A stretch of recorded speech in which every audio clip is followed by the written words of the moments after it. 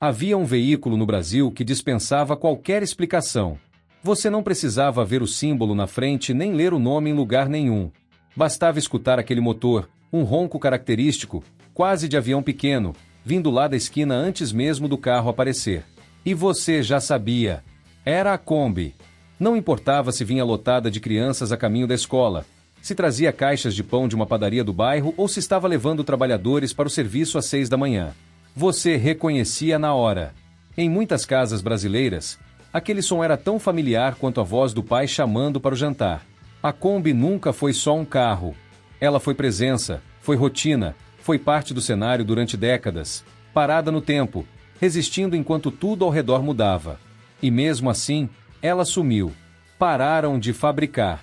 E o motivo por trás disso revela muito mais sobre como funciona a indústria automotiva do que sobre o próprio veículo.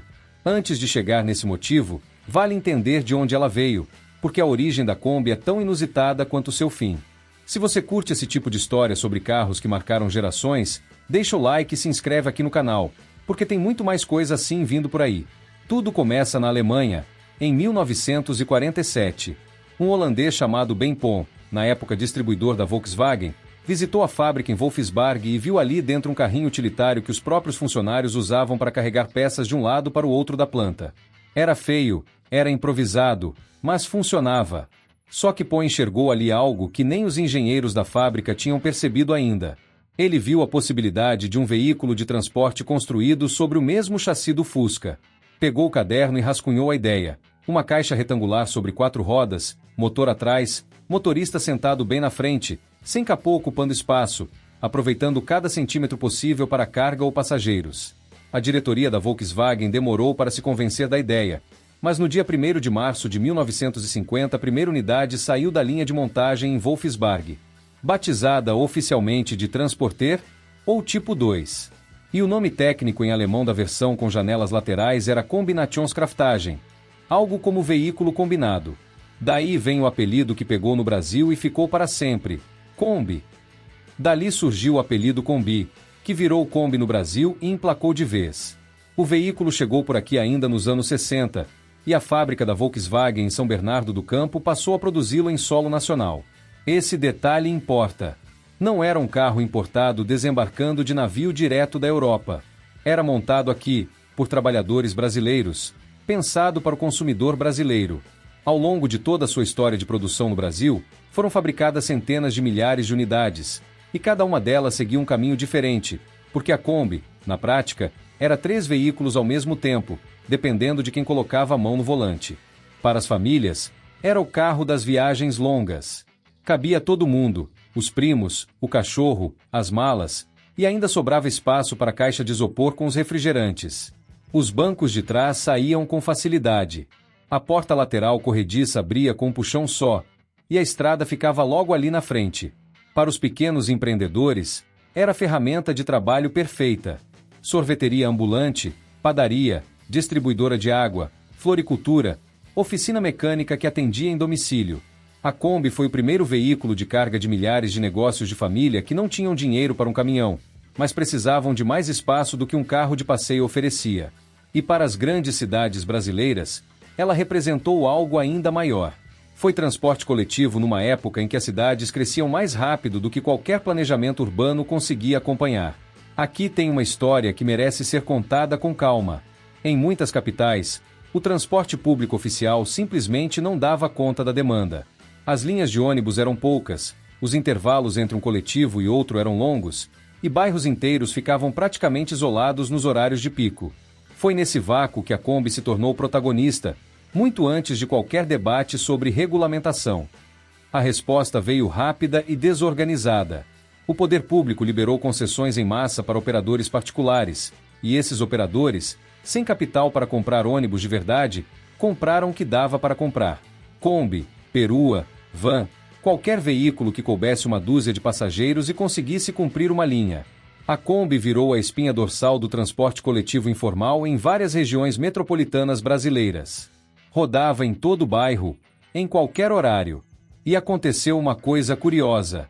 As pessoas passaram a chamar de Kombi qualquer van de passageiros daquele tamanho, não importava a marca. Fosse Nissan, Renault, Fiat, Tanto fizesse. Se era uma perua que transportava gente, era Kombi. Esse é o nível de penetração cultural que esse veículo alcançou. O nome virou substantivo genérico, do mesmo jeito que muita gente pede um Bombril mesmo comprando esponja de aço de outra marca, ou fala Danone quando é qualquer iogurte. A palavra Kombi entrou tão fundo no vocabulário popular que sobreviveu ao próprio carro. Seguiu sendo usada muito depois de o modelo original sair de linha.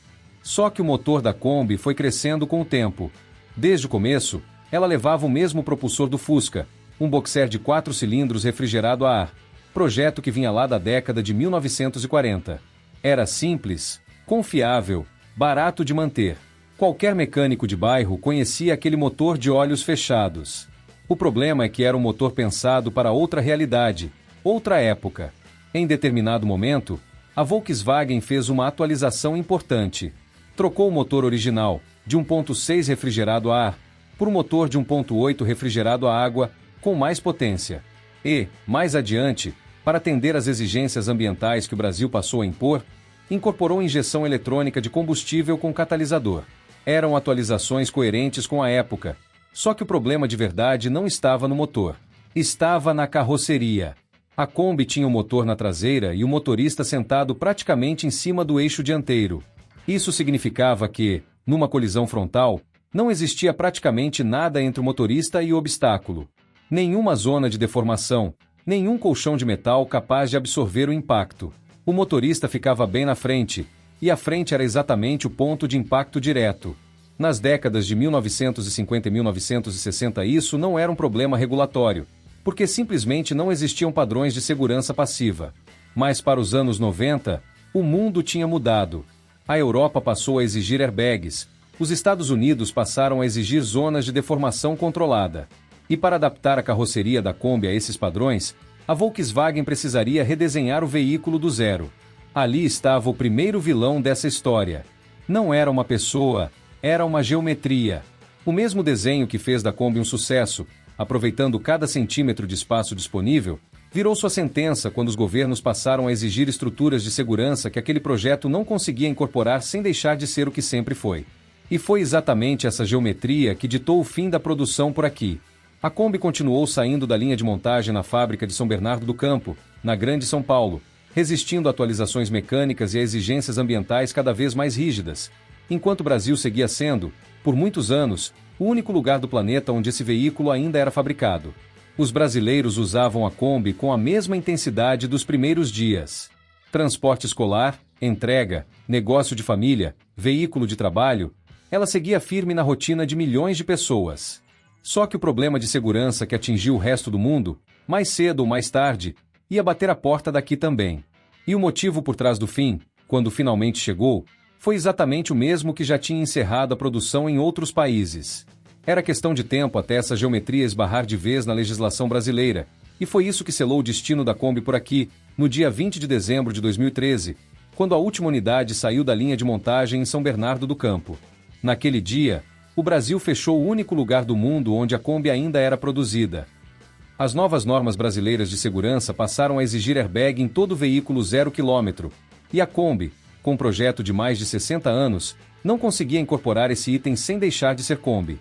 Para se despedir, a Volkswagen lançou uma edição especial chamada Kombi Última Edição, limitada a poucas centenas de unidades no mundo todo, e mesmo assim as vendas se esgotaram quase instantaneamente. Um número simbólico, pequeno demais para representar um veículo que, ao longo de décadas, saiu a centenas de milhares das linhas de montagem brasileiras. Agora chega a parte que pouca gente para analisar quando o assunto é o fim da Kombi. A Volkswagen tinha opções, não muitas, mas tinha. Poderia ter redesenhado o veículo para atender aos padrões modernos, mover o motor para frente, criar uma zona de deformação frontal de verdade, incorporar airbags. Tecnicamente era possível, mas aquele veículo já não seria mais uma Kombi, seria só mais uma perua qualquer, disputando um segmento que, nos anos 90, já tinha concorrentes fortes. As vans japonesas, os modelos americanos maiores, as opções europeias mais modernas. E aqui aparece o segundo vilão dessa história, a decisão corporativa de não investir na modernização de um veículo que já não cabia mais na estratégia global da marca. Nos anos 90, a Volkswagen estava de olho em subir de patamar no mercado. Golf, Jetta, Passat, carros com margem maior, mercado mais amplo, cliente mais jovem e com mais poder de compra.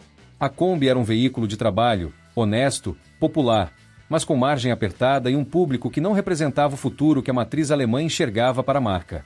Então aquela decisão que parecia puramente técnica, a incapacidade de atender às normas de segurança, também era, na prática, uma decisão estratégica. A Volkswagen simplesmente não quis colocar dinheiro para salvar um veículo que já não era prioridade nos planos globais da empresa. A regulamentação foi o motivo oficial. A rentabilidade foi o motivo real. E na indústria automotiva, quase sempre funciona assim. Hoje a Kombi ainda roda pelas ruas do Brasil, não de fábrica, porque isso acabou há mais de uma década, mas nas mãos de quem decidiu guardar a sua, restaurar, manter viva com carinho. Existem clubes de Kombi espalhados pelo país inteiro, encontros de apaixonados, restaurações que custam mais caro do que o valor original do veículo, porque paixão não entende de depreciação. E a própria Volkswagen, que na época decidiu não modernizar o modelo, lançou recentemente um veículo elétrico batizado de D.Bus, que é basicamente uma Kombi com bateria e telas digitais. Uma homenagem cara e sofisticada a algo que ela mesma se recusou a salvar quando ainda dava tempo. Tem algo importante nisso. O mercado, às vezes, cobra das marcas exatamente aquilo que elas tiraram dos clientes. A Volkswagen encerrou a Kombi porque não quis investir em modernizá-la. Décadas depois, gasta fortunas tentando recriar o mesmo sentimento, porque o público nunca deixou de amar aquele carro. O som daquele motor de avião pequeno continua vivo na memória de milhões de brasileiros, nas viagens de estrada que já não se repetem do mesmo jeito, nos negócios de família que começaram com uma Kombi branca e uma placa pintada à mão, nos bairros onde a Kombi da linha era o mais parecido com o horário confiável que muita gente conheceu. Isso não se fabrica em série. Isso se conquista ao longo de décadas, viagem por viagem, quilômetro por quilômetro. E uma vez conquistado, não desaparece, mesmo que a linha de montagem feche para sempre. No fim das contas, a Kombi não sumiu por falta de amor do público. Sumiu porque uma decisão de escritório pesou mais do que décadas de história nas ruas. E é aí que mora a maior polêmica entre quem é apaixonado por carro. Será que a Volkswagen tinha a mesma obrigação de modernizar a Kombi e mantê-la viva? Ou foi uma decisão empresarial justa, já que o modelo simplesmente não cabia mais no mercado atual? Você acha que valia a pena a Volkswagen ter investido pesado para adaptar a Kombi aos padrões de segurança modernos, mesmo perdendo a essência que ela sempre teve? Conta aqui nos comentários. E se você gosta de entender por que carros icônicos como esse saem de linha, assista ao vídeo que está aparecendo agora na tela. Tenho certeza de que ele vai te mostrar uma história tão surpreendente quanto essa.